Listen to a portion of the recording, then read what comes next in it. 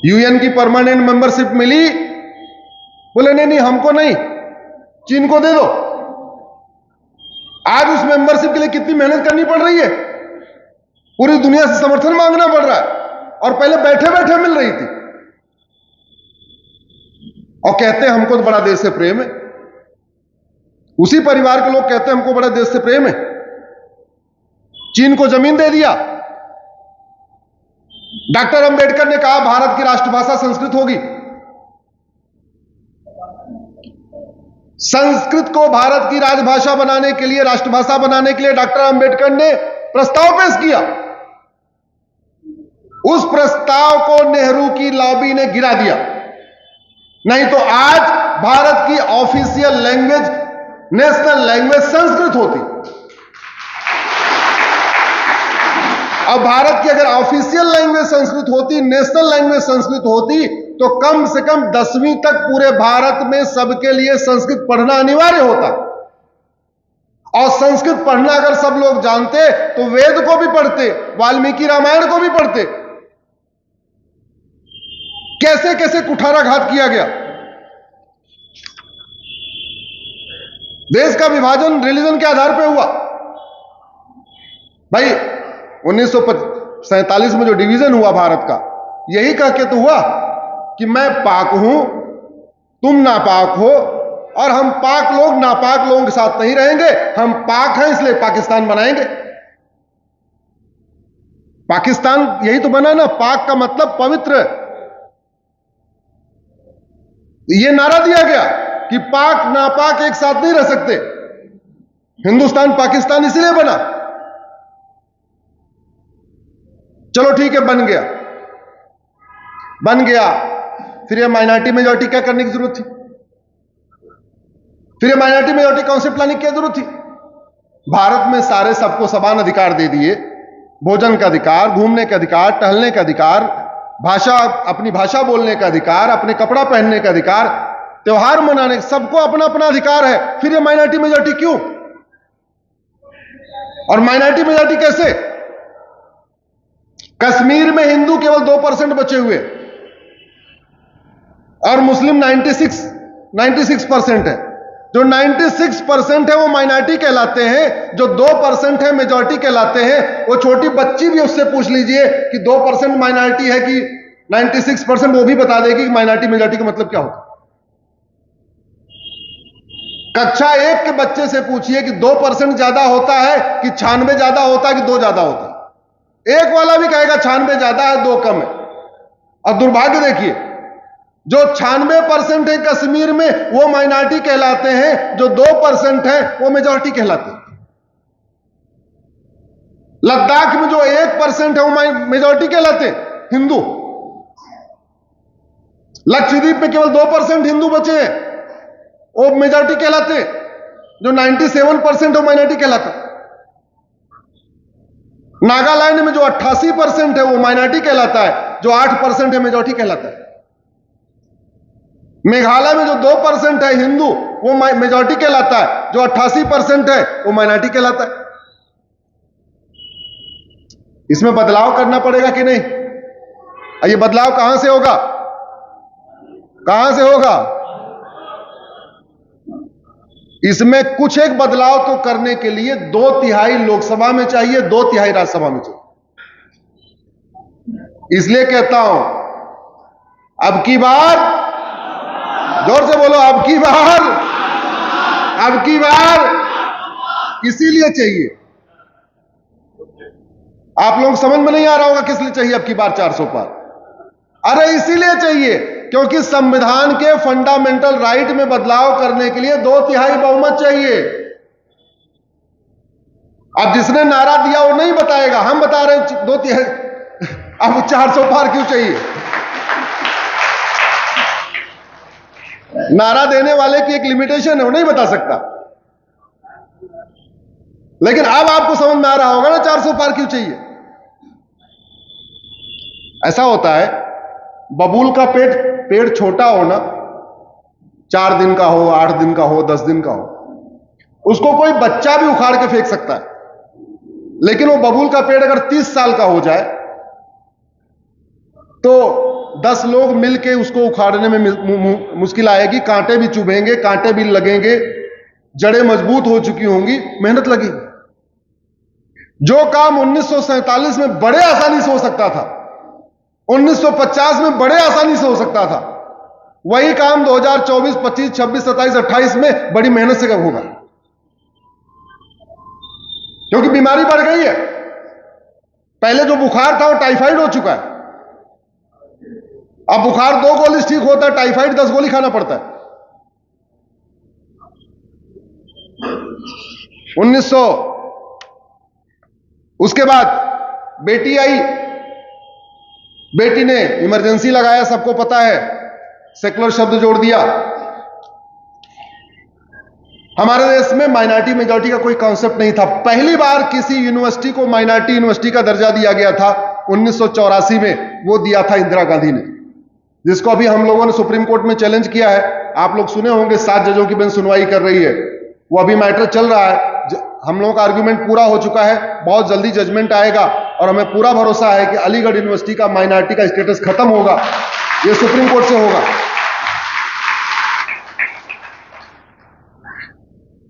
इतने से भी पेट नहीं भरा, राजीव गांधी प्रधानमंत्री बने। 1984 में उन्होंने वक्फ एक्ट को अनलिमिटेड पावर दे दिया।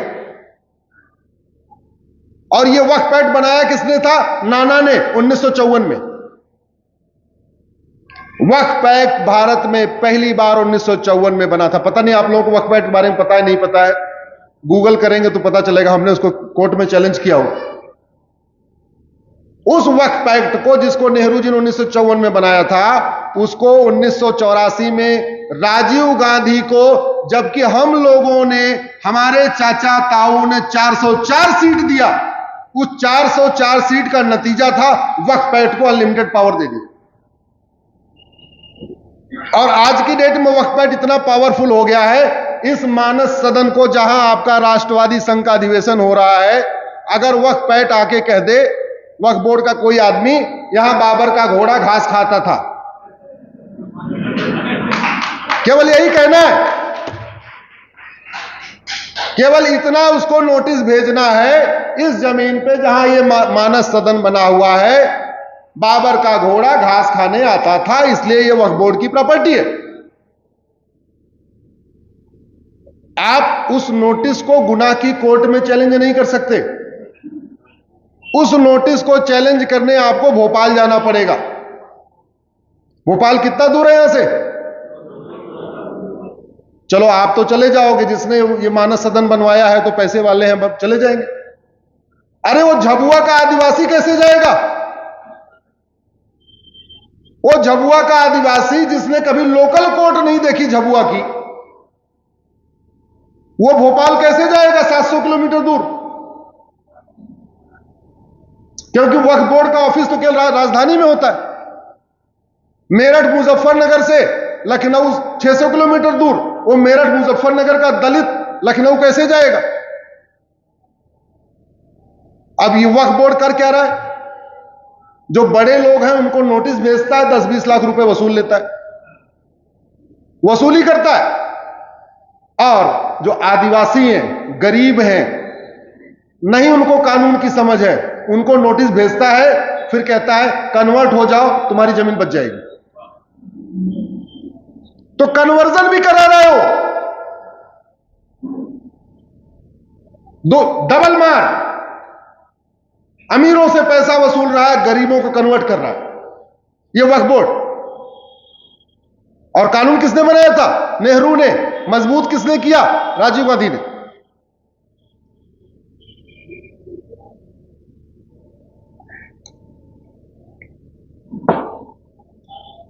और नतीजा किसका? 1984 में जब हमारे आपके परिवार के लोगों ने भावनाओं में बहके 404 सीट दे दिया, उसका नतीजा 1985 में अगले साल सिटीजनशिप एक्ट को बदला और बदल के एक धारा जोड़ा 6 से, उसको भी हमने सुप्रीम कोर्ट में चैलेंज किया हुआ है। उस एक धारा के कारण असम में 60 लाख बांग्लादेशियों को असम की नागरिकता मिल गई। एक धारा जोड़ने से। मैंने इसीलिए कहा, आपको शुरुआत में उदाहरण दिया था, भारत में व्यक्ति पावरफुल नहीं होता, कानून पावरफुल होता है। कानून में एक धारा जोड़ के आप लोगों की जमीन छीनी जा सकती है। छीन सकते नहीं छीन सकते? लाठी डंडे से छीन सकते हैं क्या आपकी जमीन? नहीं, लेकिन कानून में एक धारा जोड़ के छीनी जा सकती है। राजीव को कांग्रेस ने वही काम किया। कांग्रेस को एक्चुअली हमारे और कांग्रेस के सोच में अंतर है। हम सोचते हैं कि समाज बदलेगा तो व्यवस्था बदलेगी, इसलिए हमारा सारा फोकस व्यक्ति निर्माण, समाज निर्माण पे लगा हुआ है। कांग्रेस इसका ठीक उल्टा सोचती है। वो समझती है कानून बदलेगा तो व्यवस्था बदलेगी, व्यवस्था बदलेगी अपना सारा सिस्टम ठीक हो जाएगा। इसका उदाहरण दे रहा हूं। आप सारे लोग मिलके 10 लोगों को सिटीजनशिप नहीं दिलवा सकते। दिलवा सकते हो क्या? नहीं दिलवा सकते। आपके रिश्तेदार जो कनाडा में बैठे हो उनको भी नहीं दिलवा सकते हो। लेकिन कानून बना के 1-2 लाइन की धारा जोड़ के राजीव गांधी ने एक ही झटके में असम में 60 लाख बांग्लादेशियों को असम की नागरिकता दिलवा दी। उसका दुष्परिणाम क्या हुआ? अब जो बाहर भी बांग्लादेशी पकड़े जाते हैं वो कहते हैं जी ऐसा हम इधर तो बाद में आए, असम में हम आ गए थे पहले ही। अगले साल साहबानों का एक हिस्टोरिक जजमेंट आया, उसको पलट दिया। 1991 में प्लेस ऑफ वर्शिप एक्ट बना दिया। प्लेस ऑफ वर्शिप एक्ट ये कहता है कि अयोध्या के अलावा कोई मामला कोर्ट में चलेगा ही नहीं, न काशी का, न मथुरा का, न भोजशाला का, न अटाला का, न भद्रकाली का, न जितने भारत में और मंदिरों के ऊपर अवैध ढांचे बने हुए हैं, मंदिरों के ऊपर अवैध गुंबद बनी हुई है, आप उसको हटा ही नहीं सकते हो।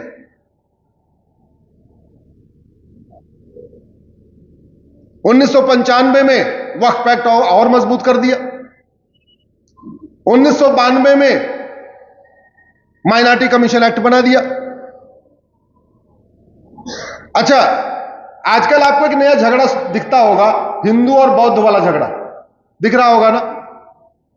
आप याद करिए 20-25 साल पहले हिंदू बौद्ध का झगड़ा था क्या? नहीं था। वो झगड़ा आया 1992 के माइनॉरिटी कमीशन एक्ट से। कैसे आया? 1992 का माइनॉरिटी कमीशन एक्ट कहता है कि बौद्ध भी माइनॉरिटी है, जैन भी माइनॉरिटी है, सिख भी माइनॉरिटी है। ऐसा कानून बनाया, एक ही तीर से 2 निशान। जिसको फायदा देना था माइनॉरिटी का वो फायदा भी दे दिया, हिंदुओं को बांट भी दिया। अब माइनॉरिटी होने का फायदा क्या? वजीफा मिलता है अलग से 1000 रुपए। माइनॉरिटी होने का फायदा क्या? स्कूल खोलने के लिए बहुत सारी टर्म्स कंडीशन से छूट मिल जाती है। आप नॉर्मल स्कूल खोलेंगे 5 एकड़ जमीन चाहिए, माइनॉरिटी होकर स्कूल खोलेंगे तो 1 एकड़ चाहिए। नॉर्मल इंजीनियरिंग कॉलेज खोलेंगे तो आपको 1 करोड़ रुपए अगर सिक्योरिटी मनी जमा करना पड़ेगा, माइनॉरिटी होके खोलेंगे 1 रुपए नहीं करना। अब जहां इतना फायदा हो वहां राम कुमार को रिलीजन वाले कॉलम में हिंदू से बौद्ध ही तो लिखना है। फायदा हो गया 1 करोड़ का। और ये माइनॉरिटी मेजॉरिटी के कॉन्सेप्ट के कारण कन्वर्जन कैसे हो रहा है इसको समझिए आप। खासतौर पे दक्षिण के राज्यों में, तमिलनाडु में, आंध्रा, तेलंगाना, कर्नाटक में, वहां इसलिए क्योंकि वहां माइनॉरिटी का वजीफा ज्यादा है। इधर भी है, इधर भी माइनॉरिटी के नाम पे 500 रुपए वजीफा है, उधर 1000 रुपए। जो लोग झुग्गी में रहते हैं वो सारे गरीब होते हैं। झुग्गी में रहने वालों की इकोनॉमिक स्थिति एक जैसी होती है। अब झुग्गी नंबर 1 में हिंदू रहता है, झुग्गी नंबर 2 में मुस्लिम रहता है, झुग्गी नंबर 3 में क्रिश्चियन रहता है। जो मुस्लिम है उसको 1000 रुपए महीना मिल रहा है आपके टैक्स के पैसे से। झुग्गी नंबर 3 में जो क्रिश्चियन है उसको भी 1000 मिल रहा है, लेकिन झुग्गी नंबर 1 जो हिंदू है उसको नहीं मिल रहा है।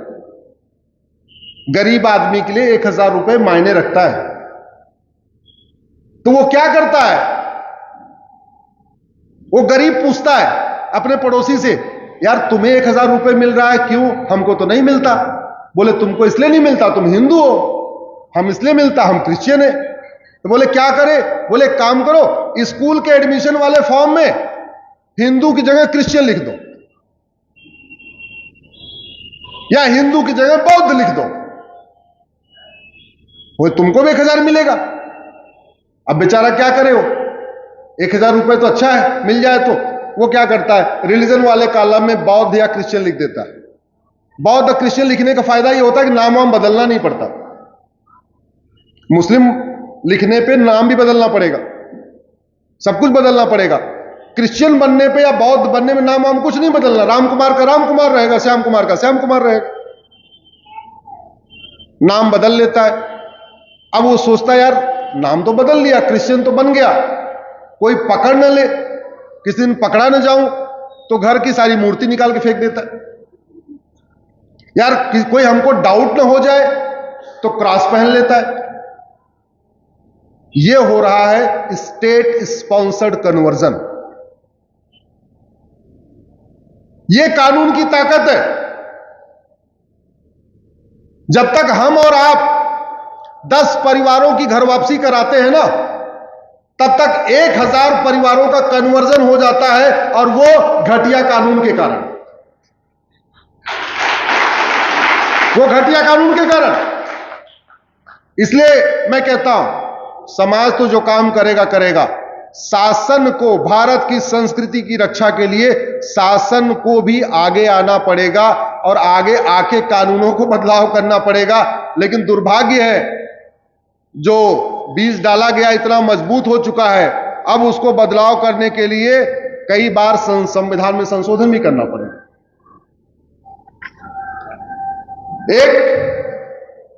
उसके बाद आए मनमोहन सिंह, राजीव गांधी के बाद मनमोहन सिंह।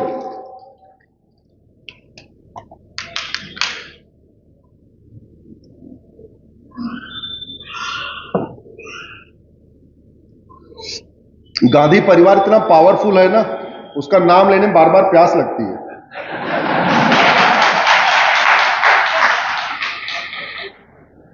आप लोग सुन रहे होंगे, आपको भी प्यास लग रही होगी। बहुत पावरफुल परिवार है। वो जेल में जहर दिलवा देता है,